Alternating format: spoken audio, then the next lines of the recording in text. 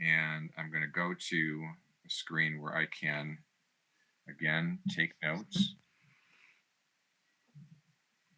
To it.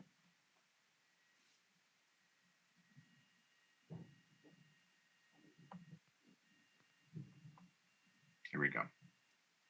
So I want to approach this initially just as kind of brainstorming. And so if you have a suggestion that you want to make for an operating norm, standard of practice that you would hope that the Dearborn board would be willing to adhere to, just go ahead and fire away. I'll write it down as you share it. If I don't quite capture it accurately in what I write, please correct me.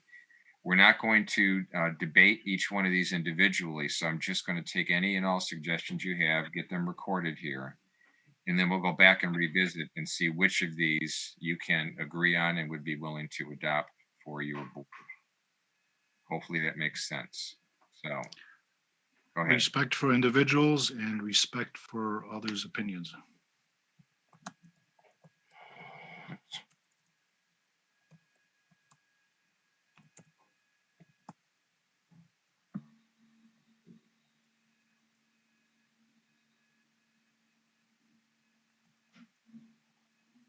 Thank you.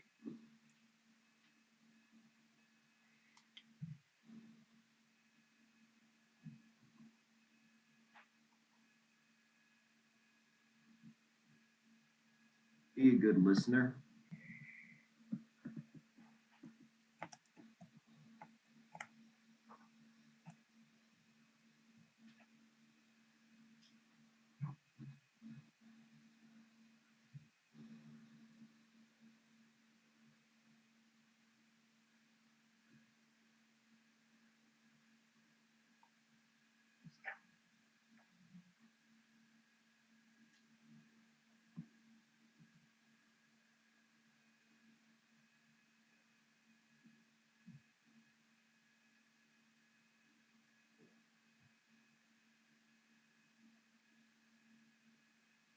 Always be transparent when dealing with the public.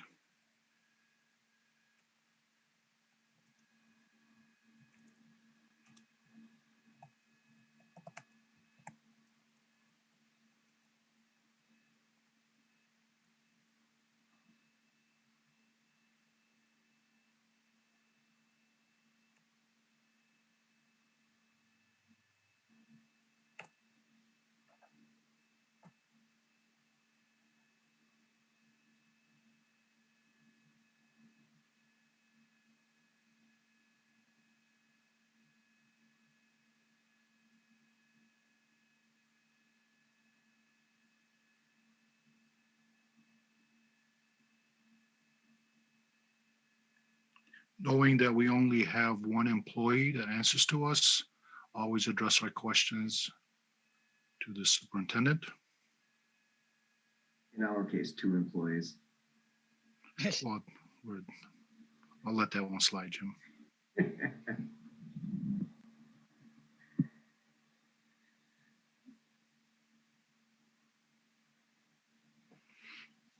Can I suggest consider our roles to be oversight and not micromanagers? Good point.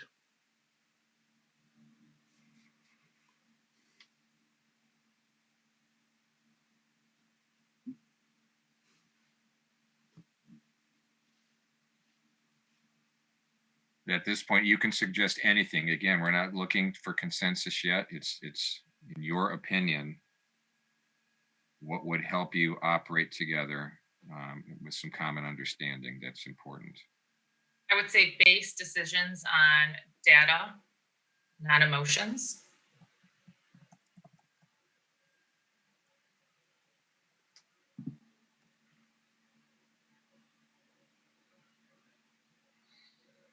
Don't surprise people. Yeah, no surprises.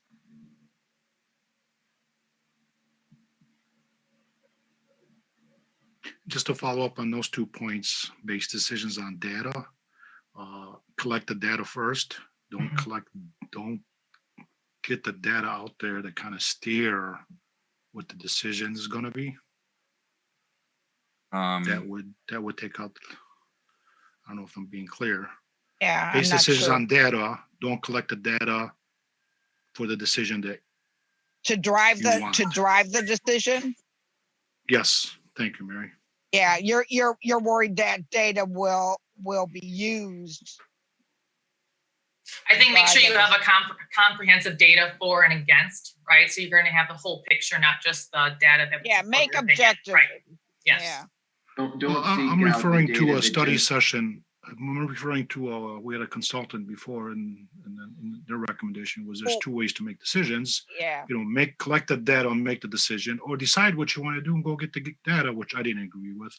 I would like to see data-driven decisions. Well, and I also consider the source of the data, right? What sort of objections do the researchers have, right? So it's a lot of in-depth analysis that you have to do individually. Absolutely. All right, I took a shot at trying to capture that. So see what I typed up there. Make objective decisions based on valid, comprehensive data with multiple perspectives. Mhm. Yeah, that's That's good. fair. Works. Works. And I also think you have to think of various perspectives. So not just from the one perspective of a parent, but also the perspective of a parent, staff, admin, teachers, obviously students. So to look at it from various angles and to see how collectively it works.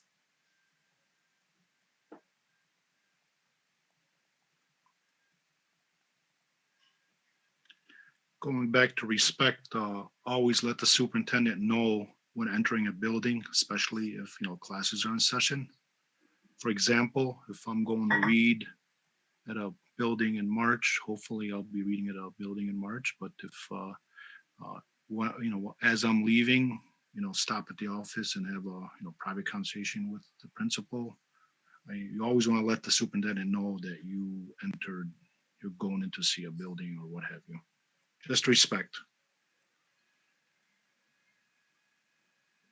Again, keep me honest. I'm typing away, and if I don't quite capture what you're trying to say, please correct me. I want to get it. I want it to reflect what you wanted to say. That's very accurate. Thank you. All right. Trustee Barry, Yes, sir.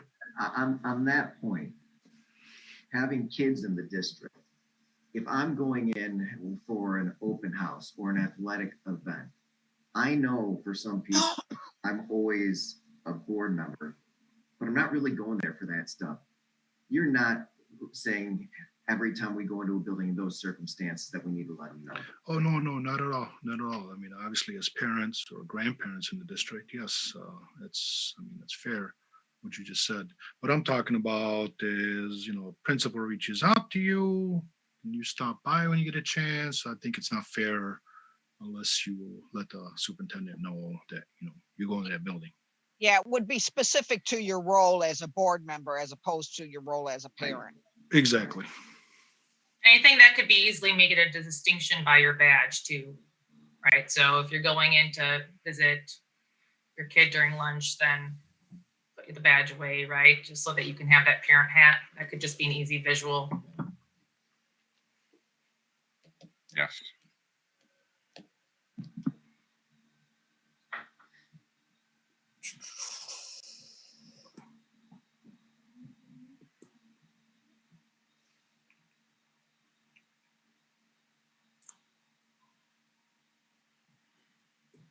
Intentionally reach out to other board members at regular intervals, not necessarily only at board meetings.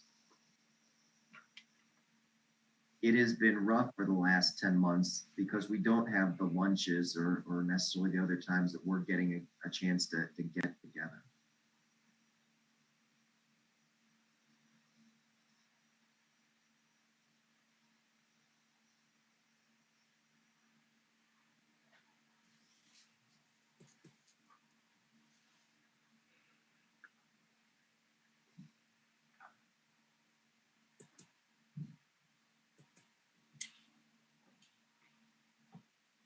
And remember, think about this. This is an opportunity for you while you're together and while we're having this dialogue to come to some basic agreements on, how you're going to conduct business together, some basic norms for how you operate collectively.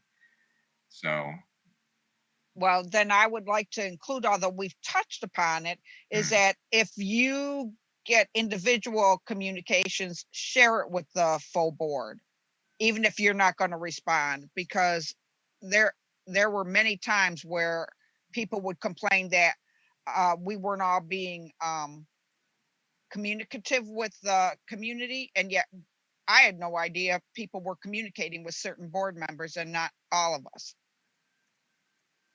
Trustee Petlicoff, would you want to go to everyone or just to filter up to the president and the superintendent?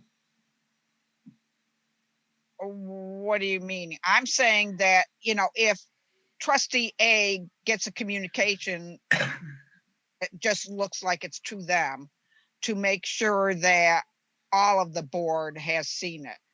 I for one I begin with sending it to the board president and the superintendent, because then I know if a response is given, it will be shared with the full board and we'll all see it. I think you said the same thing what Jim's trying to say. So yeah, we get Yeah. an email to our personal account. We forward it to the board president and the superintendent. If Who it will was just then a share it. FYI, okay, but if there's a response or there's action to be taken, then it will be shared with and I believe that Dr. Maleko does a great job there. He does. Anytime he responds, he does include the whole board. But sometimes I'm not certain that board members recognize or remember to share a communication that's just to them. They think that everybody may have seen it, or they don't think they need to share it. I, for one, don't like to be surprised by hearing later on that communication was had that I never knew about. If I can comment too, sometimes there might be an email which, you know, it could be one trustee gets it and me. Sometimes I'm not copied on it, and then I know the trustee are sending it, which I appreciate. Or sometimes, like what's happened recently is, and I don't know, maybe just because they have certain trustees' emails, but they'll send it to 4 and not the full. So what I've always done is either copied or blind copied or forwarded to the full board, or I get it in board briefs so that eventually the full board, you know, will get that. I appreciate, you know, Trustee Barry comment on that. And I've been trying to really do that to make sure that everyone is informed, whatever, if something goes to the one board member, I'm making sure, hey, the responses are there, or blind copy, that kind of thing. So, but sometimes I think the public, they just don't have certain accounts or whatever. I don't know. Or sometimes, you know, one thing that's happened too, and that's why I then copy that list Board of Education group, because sometimes they'll mistype someone's email account, including mine, and there's one letter off, and then the public thinks that person got it, but they really didn't. So that's why I use that list board, which the list board, just so everyone knows, I mean, the new trustees, you know, Joanne and I are included on that. That goes back to Brian Whiston when Don and them, because then it keeps me informed so I can respond if something's coming through. But that's why I use the list when I copy you versus just sending individual emails. Now, obviously, if you guys needed to go, you go to individuals. So just so you know, procedurally, the other thing I would just mention as a norm, which you've seen, is just if the board is fully on it, you know, this has gone through our legal counsel. I've talked to Tim Courier, you know, several years ago, that if it goes through me and I'm putting it in board briefs, I don't have a vote on potential action items that are board decisions for policy or decisions that the board would make. So it's information shared, just like the meetings. But if the board starts replying to all, then you get into the Open Meetings Act potential. And I think our board has been pretty good at not doing that, but just we have new trustees in here just to, you know, being cautious with the reply to all kind of thing. You know, now having said that, and I know Trustee Barry, you and I think talked about it recently with Trustee Watts, you know, if an individual board member calls an individual board member, that's no problem.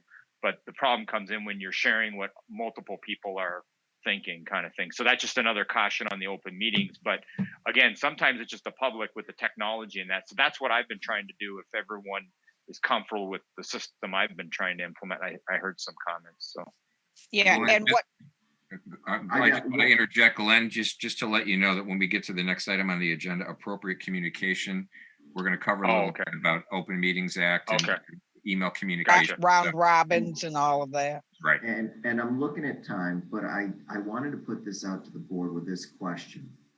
If you are contacted by one individual, and you normally will send it up the chain. It will look strange when a response goes back to that individual that it's not coming from you, it's coming from someone else. And we've talked about it before with staff specifically. I feel that we should at least say, hey, I saw your email, I'm forwarding it on to so-and-so who will follow up with you. So they're not blindsided that I sent the email, they sent it to me, but Dr. Malek was responding to them. You guys see what I'm following? Let them know it was shared. Absolutely, and I agree. I totally agree. It's always good practice to respond to any and every email you get, if for no other reason, exactly, just to say, I received this. Thank you for sharing. I have forwarded it. You can expect to hear from this individual, whatever the case might be, but just to acknowledge, yes, I did receive it. Here's what I'm doing with it. But I don't think that's as necessary if it's been sent to the full board. I don't think everyone needs to say that. Right. One thing that I would like to see as a norm and some agreement on is the use of cell phones at the board table. This has been contentious in the past, and maybe I'm old school, but I think if we have a speaker, if we're engaged in dialogue, I think looking at your cell phone is disrespectful and rude. And I understand people need to stay in touch. Maybe there's an issue with at home. But I think that we just need to agree on the appropriate use. One of the ground rules for the meeting was keep cell phones silenced and put aside. Would that serve this purpose? I'm good with that.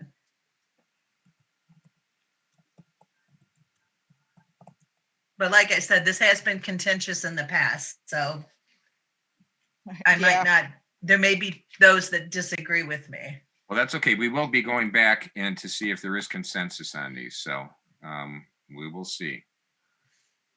Well, and I think also, oh, sorry, Jim. Go ahead. I was going to follow up with what Trustee McDonald just said. From a session I attended for I think it was on the Open Meetings Act, using our cell phones to text one another during a meeting is not allowed. Absolutely. Violation, yeah. Right, even if it's a situation, and it's tougher now with us virtual, to say that like so-and-so has a question and maybe you didn't see it, or something along those lines. Remember, we've got to call for an extension of meeting. Don't use the cell phone, just say it. So we will, that's something else when we get to the next agenda item that we'll touch on as well. Well, and to piggyback on all of that, my suggestion would be that we have to model what we want our students, right? So if our students are in the classroom, and I know there's exceptions, like we don't want them to interrupt, we want them to be respectful. So to also kind of think of those sort of behavior expectations that we have for them, because a lot of these, I'm looking at these and, a lot of them, I think we acknowledge that some of this is, you can apply to everybody and anybody. So just to kind of think of those behaviors that we want to exemplify and encourage in the classroom as well. Like turn on your screen in a Zoom meeting. Yes, they want to see your smiling faces, right? I wanted to be in the black, but I deferred.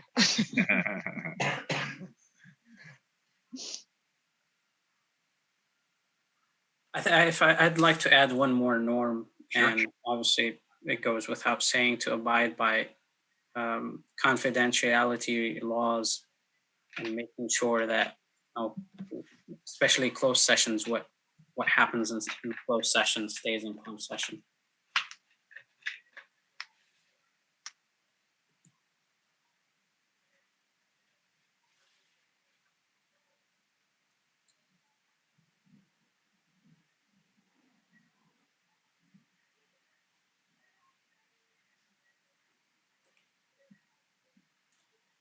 Anything else that comes to mind? This is the type of thing, by the way, that at some point you certainly could on your own revisit, rethink, see if there's anything you want to modify, add, change. So it's not as if what we do today is set in stone, but it certainly, hopefully, will serve your purposes in the short term. Anything else anybody feels like they need to add or would like to? So if not, here's what I want to ask too. So I'll go through again, and what I want to ask is, is everybody willing not only to agree, but to commit to these? Because that's really the key. This amounts to absolutely nothing. If we just go through this exercise, we take the time to write all of this down, we have dialogue about it, and then it's put aside. Nobody pays attention to it. Nobody adheres to it. What's the point, right? So the point is that you keep it front and center. You remind yourselves and others about it, and you promise one another that we're going to conduct ourselves in this manner without fail. So if you're agreeing to it, that's what you should be agreeing to. Make sense? Okay. So I'll just go through one at a time. And again, because I can't see you and see you individually, see hands, et cetera. Again, one of the deficits of doing this virtually, I would just ask anybody who may dissent to speak up, and please say so. So show respect for individuals and the opinions of others. Be a good listener. Always be transparent when dealing with the public. Direct questions to the superintendent. Consider our roles to be oversight and not micromanagement. Base decisions on data, not emotions. No surprises. Make objective decisions based on valid, comprehensive data with multiple perspectives. Consider the perspectives of all stakeholders in decision making. Keep the superintendent informed in regard to classroom and building visits in your role as a member of the board. Intentionally and routinely reach out to fellow board members outside of meetings. Individual communications are shared with all members of the board. Keep cell phones silenced and put aside at board meetings. Model behavior that we want our students to exhibit. And maintain confidentiality, particularly in regard to closed sessions of the board. Hey, John, I wasn't sure if we're supposed to interrupt you after each comment. But, well, so it's okay. I've gone through the whole thing. So go ahead and yeah, just going back to cell phones. I mean, in today's world, today's society, cell phones is like feels like another body part now.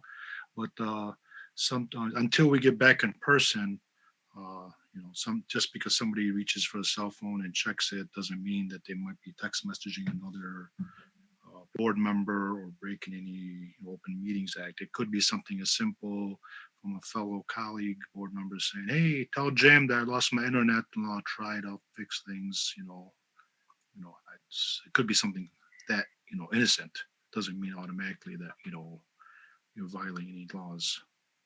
Right, but you always want to avoid the perception. I get that, but like I said, in today's world, part of you're getting information right there and then. I don't mean somebody pick up the phone and sit there while somebody else is talking. Well, my phone is silenced, but if it buzzes, if it's something important, I might look at it. If it's not, I might just hey, I'll call you later type thing. Not a big deal. Just put it out there. Just because you pick up your cell phone doesn't mean you're guilty of something.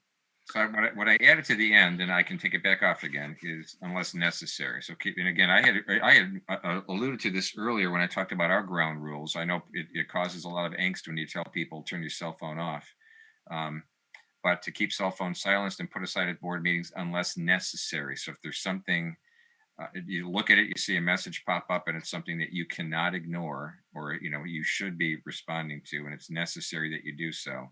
I don't think there's anybody saying that you can't or shouldn't do that, but to limit it only for that purpose. That makes sense?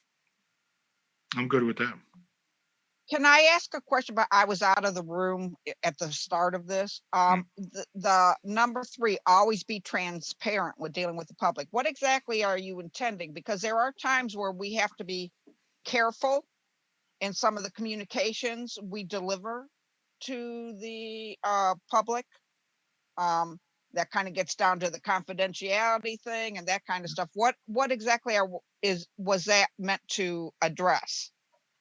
I believe I added that in there. Yeah, just like what you said, be transparent with the public. Something's confidential. We're professional enough to know that it's confidential, but just because you don't put certain information out there, just be transparent. I mean, it's on our website What do that you mean by being under what circumstances? That's what I'm trying to understand. So I'll jump in and tell you that I've changed it to be as transparent as possible when dealing with the public, and as possible refers to the fact that there are things you deal with that are confidential. You have another norm speaking to confidentiality here that obviously you can't be transparent about. But other than that, I believe that's what's being suggested, is as much as possible, as is reasonable. You're not keeping things from the public. Is that fair? those were my thoughts. I don't know if Does that help? So to piggyback on that one, Hussein, are you saying in when you're in public or whenever you're speaking to the public during school board meetings? when you're speaking to the public during school board meetings, Mhm. in the discussion, be transparent. If you have information, be transparent with it. That's all. There's information that if it kind of like directs the district in a different direction, if you kept that information, that's a big no-no to me. Put that information out there. Be transparent. Be transparent with your colleagues. Be transparent with the administration. So I added something to the end of that. Does that help? I'm good with it. I've lost my screen. I can't see anything. I'm going to have to log off and log back in. Okay, so Well, the comment says, Mary, be as transparent as possible when dealing with the public in a public forum. Yeah, i.e. meetings or right, study okay. sessions, whatever. Yeah, that is better. I will be logging back in. Okay. Okay. All right. So I appreciate you folks interjecting now, and we've been able to massage a couple of these. Any other comments, suggestions? And again, if not, what we're saying is that this is what everyone is agreeing to. Again, I'll be saving this, forwarding it. My strong suggestion would be that you keep it front and center as much as possible. I know of one district, for example, that printed this on colored paper, bright colored paper, laminated it. They put it in front of board members and the superintendent at each and every public meeting. There's various ways you could do it, of course, but in effect, that's what you're agreeing to. And as I said before, it's not set in stone. Certainly something you could revisit again down the road. So are we good? John, I could just mention too, not about but just on Zoom, if you have one box where you can see someone, if you click on the top, there's options that will let you click, and President Thorpe, this might help for the afternoon, you can click on multiple squares. And then, so for example, I clicked on that option, I could see everyone on the side, even though the shared screen is there, but you have to click on that box and then just change it at the top. So you can change your view. You can have them coming down in a row. You can put them in a grid, or you can hide it.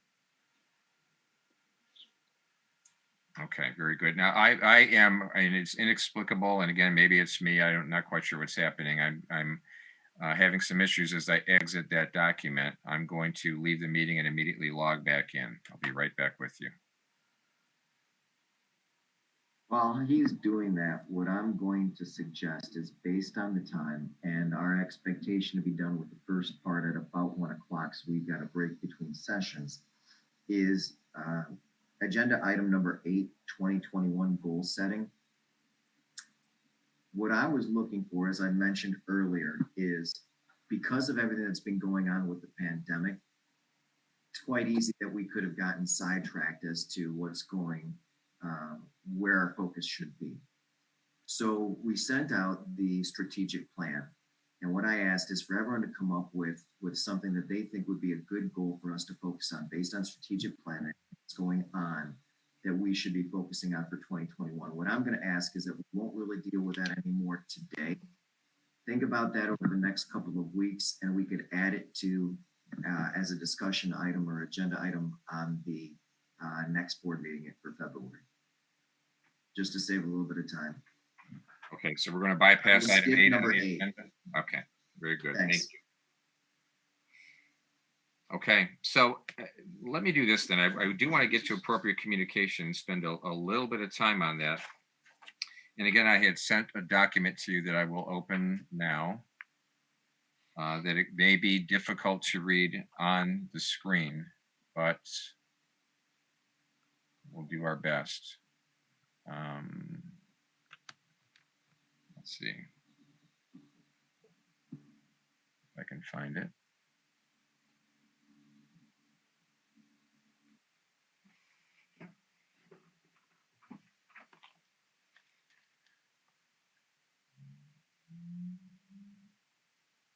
I am having difficulty finding it.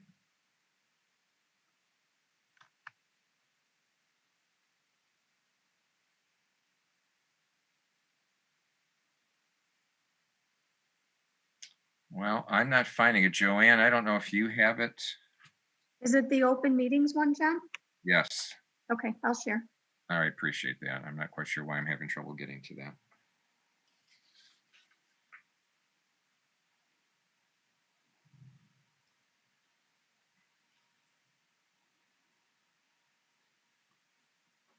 All right, thank you very much. I appreciate that. So we'll go over this due to time, especially relatively quickly, but I do want you to interject with questions you might have. I think it provides some helpful guidance. So this comes directly from Open Meetings Guide as published by MASB, taken directly from that, just so you know, and it's a great document for you to have on hand as well. So examples of illegal meetings, this is all related to communication, but in terms of constructive quorums, it makes the point that successive non-public meetings of sub-quorum groups, less than a quorum, 3 or less, intentionally held to avoid open meeting requirements creates a constructive quorum and does violate the Open Meetings Act. So a constructive quorum is established when discussions between less than a quorum of board members are communicated to enough other board members so that the total number deliberating constitutes a quorum. I mean, in effect, if you're utilizing smaller groups, less than a quorum, 3 or less, as an effort to make decisions out of the public eye, you're really flirting with violating the Open Meetings Act. They do give a couple of pretty good examples. There's the Wyoming City Council, 2 separate meetings held between various city council members. And while neither meeting alone had enough members in attendance to constitute a quorum, the Court of Appeals held that the 2-day total was sufficient to constitute a constructive quorum and a violation of the Open Meetings Act. The other example that I think is good too, Court of Appeals found that a constructive quorum was created when 2 city commissioners engaged in 3 separate private get-togethers with 3 other individual commissioners to discuss the termination of the city attorney. The court noted that the several meetings constituted far more than an informal canvass by one member of a public body to find out where the votes would be on a particular issue. So Glenn alluded to this before. What that's telling you basically is an informal canvass by one member, informal, of a public body, just to find out where the votes would be, but not to sway votes or make decisions, is acceptable. But if in any way, shape, or form, using those subgroups seems to be a way to skirt open meetings and make decisions out of the public eye, you can get yourselves in trouble. And I know there may be examples or instances where it's a little bit, again, on the line, a little bit of a gray area. My strong suggestion would be, if you're ever in that situation and there's a question about it, that your safeguard is turn to your legal counsel and say, here's what we're thinking about doing. You tell me, are we flirting with violating the Open Meetings Act or are we not? So that's kind of a safe way to go if there's ever a question about it. So hopefully you'll have this document now obviously in hand. I shared this with you. This is a good reference to have on hand as you're considering whether or not these things are legit. Might I just suggest that for especially the new board members, the easiest way to consider whether you're violating it is if you talk to a board member, then you go to the next board member to get their opinion and you say, and by the way, so-and-so is thinking this way, and then you talk to another board member and say, oh, and by the way, these 2 board members are going in this direction. that's when you're not just canvassing there, but you're attempting to sway the vote by sharing the vote or opinions of other board members independently to move in a direction. It's a great example, Mary. I appreciate that. But again, if anybody's ever in a situation where you're just not sure, I would ask whoever initially you might want to turn to one of your board colleagues who's experienced. You might want to turn to the superintendent. And again, worst case scenario, you can seek specific legal guidance on that. But great example, Mary. Thank you. John, if I can interrupt here, Please. FYI,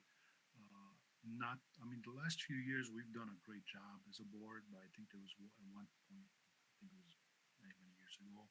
Hussein, I can't hear you again. I can't hear you either. Okay, am I muted here? I shouldn't be muted. You just sound a little bit soft, Hussein. You just may want to speak up if nothing else.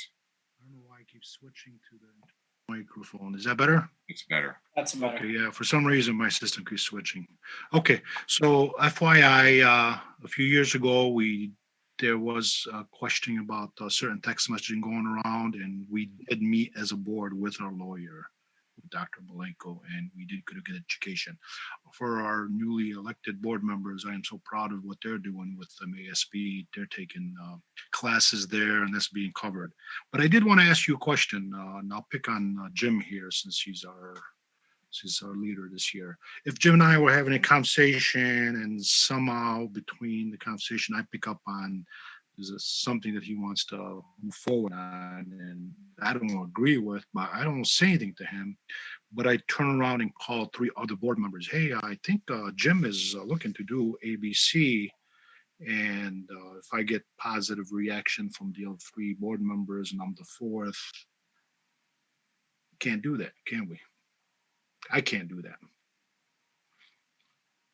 If you're asking me, I think you're playing with fire on that one. You are playing with fire, just FYI, that's all. Okay. Yep, I believe so. Yeah, but like I said, overall, we've done an amazing job the last, I would say, 4 years as a board. We always go back when we talk about the Open Meetings Act. I always, at least, and I know most of my colleagues will agree with me that former board member Amy Blackburn was a stickler on that and got a good education from her. Just to give her a little credit there. Thank you, John. I just want to make the distinction. We do have small group meetings, but those are generally to impart information. They're not decision driven. Yeah, really what's behind all of this is if you're using smaller groups or having even individual dialogue that's intended to have decision-making take place out of the public eye, that's when you're really in violation. If it's about sharing information, it's not an issue whatsoever. Not at all. And John, if I can mention, I went through legal counsel several years ago on a couple of things. One was on that. And so anytime I share information in board briefs or anything that I'm sharing, and that's kind of really what that's for. And I know in the college they do it, then it's allowed. And we went through counsel because it's just to get information. And that's why also years ago, our attorney had recommended that we keep our committees open. There's different interpretations of that, but our attorney had said, so all of our committee meetings that are 3 trustees are also open. And they have been, I think, for now 4 or 5 years since we made that shift based on that legal interpretation. That's great, Glenn. And honestly, if you now have a sub quorum, but they're having that kind of dialogue or conducting business in an open forum, open to the public, you're absolutely fine. You're right. That's a very safe way to go. When we're having the small group meetings, what it's allowing us to do is get the information to help us make a decision. We're not making the decision there. We're just getting the information so that we're comfortable when it comes time to make it. Yes, totally acceptable and appropriate. Okay, quickly. I'm not going to go through this entire document, every detail, by the way, just so I'll hit on some key points. Round the horn telephone calls. This is an important one too, I think, though. The Michigan Supreme Court determined Open Meetings Act was violated when regents of the University of Michigan used round the horn telephone calls and meetings of sub-quorum groups as regents as a means of narrowing the field of candidates in its search for a new president. The High Court ruled that the university board violated the law because board members deliberately used these procedures in an attempt to achieve the same intercommunications that legally could only have been achieved at the full meeting of the board. Fundamentally, again, it's about using those round the horn telephone calls as a means to make decisions out of the public eye when those decisions need to be made in public. And really, the principles behind it are fundamentally the same as what we just discussed in regard to constructive quorums. Any questions about that? All right, I'm going to skip down. The next section is on open meetings and technology, remote participation in open meetings. I think you know that the state has relaxed its guidelines on these types of meetings now. This is not the type of thing you would or could normally do. I think it remains to be seen. In many ways, I think what we've experienced during the COVID shutdown, including conducting these meetings virtually, might influence the state going forward to relax its regulations on being able to conduct meetings in this way going forward. So I would just suggest, I know your intention when this is over and done is to go back to public open meetings as usual. You could safely assume, I think, that really you're not permitted to hold these types of meetings in this way. Again, I would simply say, keep an eye out for what's coming from the state because things may change. I think they're likely to. And if there's any question, just check with your attorney and make sure that you're on the straight and narrow, just to keep it really simple. I'm going to flip ahead now to the third page of this. There you go. Email, I want to touch on that quickly. Email communications can constitute a meeting under the Open Meetings Act. Really, and again, it recommends that a quorum of board members not engage in email discussions or communications. Again, fundamentally, you can use email to share information with one another, no issue whatsoever. But if you're using email to communicate with one another in an effort to make decisions behind the scenes, you're in trouble. Just keep it as simple as I possibly can with limited time. It's the most simple way to look at it. Next is two-way electronic communications. There's a presumption that two-way electronic communications between two board members is not a violation if limited to only two people. But the Court of Appeals ruled that a board member may contact other members of the board one at a time to lobby one another. If one board member sends an email message to another board member, the recipient may respond to the sender because it's merely an electronic conversation between two board members exchanging their opinions or information. So two of you back and forth can exchange information with one another, but it has to be limited to that.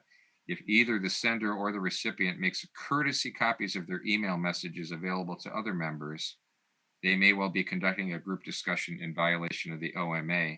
They give a great suggestion. It says, as best practice, board members should include a do not copy or forward alert when emailing a message concerning school business to another board member. So if you want to email another member about school business, but you clearly say on there, do not copy or forward this, you're sending it only to one other member. They know that they're not going to share it with anybody else. You would be okay, but you want to limit it to that. Again, you're going to have this in hand. So if this requires further dialogue going forward, I apologize. I'm going through quickly, and I know we're very limited on time at this point. Just know that you can revisit this if necessary. Social networking, this came up before. Board members should be careful about discussing school-related business on their Facebook, LinkedIn, Twitter, or other social networking pages. It goes on to say, if posted comments about school issues prompt responses from other board members, the back and forth dialogue on a social networking page could amount to a quorum of the board deliberating outside of an open meeting in violation of OMA. Interesting, it says even using the like button on a board member's Facebook page may result in deliberating toward a decision on a school district issues. So the advice there is the school board members should refrain from using their social networking web pages to communicate to the public or other board members about matters involving the school district. So that addresses exactly what we were talking about before. And then emailing and text messaging at meetings. This basically says, as long as you don't have a quorum of board members doing so, you're okay. If one board member needed to text or email another board member for a particular reason. I think the example was given, you're in a virtual meeting and one member is saying, hey, I just lost my connection, et cetera. You can do that. But if you're using it to go around and communicate, you can be in a little bit of trouble. And the last thing I'll touch on is, which was touched on, distributing information electronically. And again, it basically says you're not prohibited from using email or websites simply to distribute information. In any situation, you're absolutely fine doing that. That's no violation. So fundamental to all of this, you can't be making decisions out of the public eye. You can't inadvertently, privately, through email, through text, through phone, be trying to get around that and seeking to reach consensus or make decisions when it's happening not in front of the public. So you've now got this document. I think it's a good reference. Again, it's part of that open meetings guide manual from MASB. That's a great reference for you. Thank you, Joanne, for that. Board procedures manual. And Joanne, if I could, I think just to expedite this, can I ask you to go ahead and pull that one up too?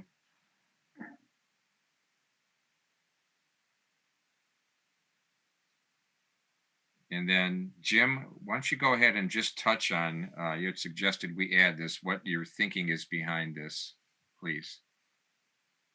So the idea is to start to write down on all the unwritten rules that we've got to make it easier, whether it is for a new board member that might come up to a question is, what are board briefs? When do we get them? How do we go about asking questions to people, administrators to help us make decisions? It's for us to start putting things in writing. It doesn't have to be in a policy. It can be in a procedure. Right. So for many of the things you're talking about, and the reason that I provided these examples, these are 3 examples that you have. And again, you received this, you have it in your inbox that gives examples of just the outline of the board procedures that other districts have put in place. So in this first example, the larger topic is board meetings, and then specific issues and related to board meetings, board member preparation, board member conduct. Then they provide additional guidance underneath each of those as to how they're going to conduct their business together. So these are procedures that they put into writing so that there is no question for anybody. New members come in, this is available for them. It's crystal clear. Everybody knows exactly what it is. That's kind of the rules of the game for board members in terms of how you're going to go about your business together. And the reason I provided these examples again is sometimes just even starting this is difficult because what are we making procedures around can be the question. So you now have 3 examples. And if you can just scroll down, Joanne, we don't need to get into detail with it. But so here's another example specifically taken from another school district. These are legitimate examples that are out there. And if you keep on scrolling, this one's kind of similar to the first one. This one has some differences, example 3.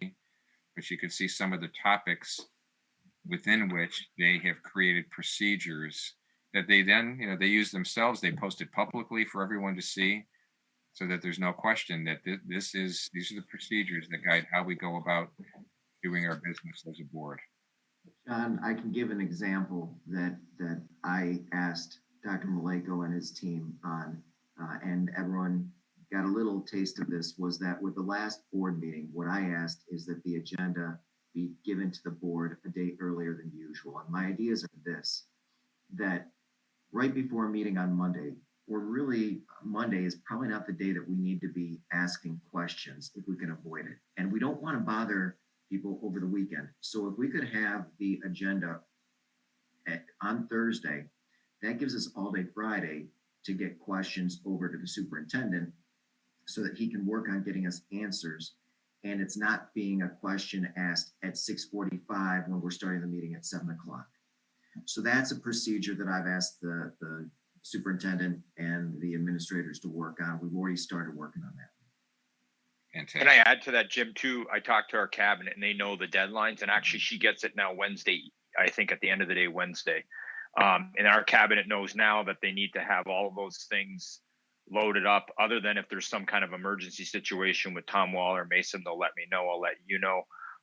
There may be some tweaks after.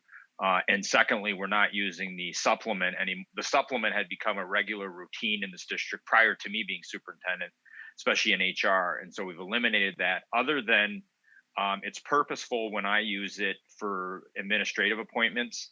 But I've well informed the board prior through board briefs. And the reason I do it is because the board agenda goes public on Friday, and it creates some ruckus within the staff and community if certain people know and others don't until the person is officially approved on the Monday. So that's the only kind of exception. Or in an emergency, Tom says, hey, look, something happened here, or Mason, we have this situation. But if that's the case, I would have informed the board president, and I would have informed the full board about the reasoning for those situations. So I think the process of going through and establishing your own procedures is going to take some time. Obviously, it will. And I think that the next step for you is going to really simply be to agree upon the process by which you embark on this undertaking. How are we going to go about this? Are we going to empower a subcommittee to get us started? Are we going to do this as a committee of the whole? How do we want to attack this? One thing to throw out there again, the three examples you got are three legitimate examples from districts, but there are many other examples out there that you can easily attain through a listserv, through, if you're a Metro Bureau member, they will put a survey out. So all of their members, if they have them, could share those with you for you to see. So sometimes it's easier when you have examples to refer back to rather than try to start from scratch for yourselves. So, but I think that is your next step, is just to determine how do you want to go about it. I think the main purpose of this was just to establish, we see a need, here's what this is all about. And so as a next step, let's determine how we are going to go about it. Go ahead, Mary. And you might not be able to answer this. Some of those procedures are already written in our board policies, some are not. When is it better to have it as a policy versus a procedure? Because procedures are they just suggestions, whereas a board policy is something we adhere to and it's formalized? Or are procedures going to be considered with equal weight as a policy? That's a great question. I don't know that I have a definitive answer for you. Let me defer to Jim to get your thoughts on that. Yeah, I would say that you look at the procedure as more of a guideline. And the procedures are something that we don't have to vote on. We just have to agree on. So another example I would give is this, evaluation of a superintendent. And we've got a policy. All the policy really needs to say is, we will evaluate the superintendent annually. That's it. Now, our procedure could say, we're going to use the MASB rubric, and we're going to have it completed at a certain time each year, right? So we don't need to get into the weeds in a policy. That can be the procedure's job to support the policy. That's a great way to put it, Jim. And it's a great analogy, because board policy quite often is pretty simple and broad. You depend on the superintendent and district to establish administrative guidelines to provide detail as to how they're going to go about carrying out the policy. And you're right, this is much the same, but for the board. How is the board going to go forward and carry out some of these policies? And it spells it out. I just want to make sure that we make a distinction over what we already have as policy versus how we're going to implement those policies, because some of it's kind of crossover. Great question. Well, then if we do decide to do it at a subcommittee level, we just have to make sure that that subcommittee kind of follows through or follows along with the policies to see what's missing and kind of builds that as that's the foundation, and we build upon that. Right. It really will be critical to cross-reference and make sure that anything you do is consistent minimally with policy, and that it's not contradictory to your own policy. You're right. John, I just wonder if, after this policy manual, and to Jim and others, if after it's created and finalized, if it's going through the committee, that just like we kind of the board, it's not in the policy, but a couple of years ago, we accepted the MASB governance standards. We recognized them as a board as an official action, not going into putting it in the policy, but just saying we took action to recognize it and accept it. Kind of like, the board makes policy, but then they recognize that the administration has to create guidelines relative to that. So maybe that way, as the policy changes through the board, it's just a general recognition, down the line, once it's completed. Maybe that's a way to just recognize it, I guess. What I would say is this: it won't be completed anytime soon. Yeah. What we're going to really do is kind of hit low-hanging fruit as we're coming across them. No way did I expect that we would come together with a manual today. No, not at all. So I that gets us really to the end of the agenda, other than if there are other questions, concerns, or any closing thoughts anyone would like to share.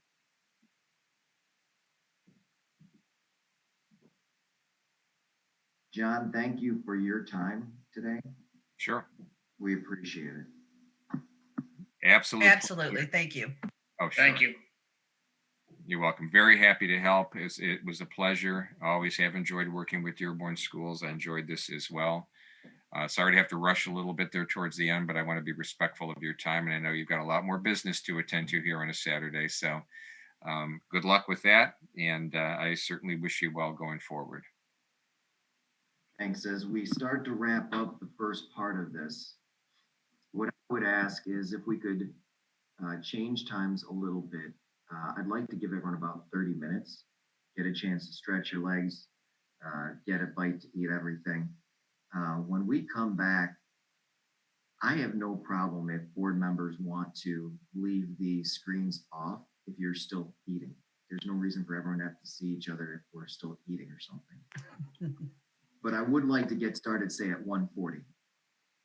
Now, what I would look for some guidance on, Dr. Maleko and maybe Joanne, is we have this all set in the same session for Zoom, correct? So should we be leaving the session at this time, or do you want us just to mute ourselves and turn off our screens until we reconvene at 1:40?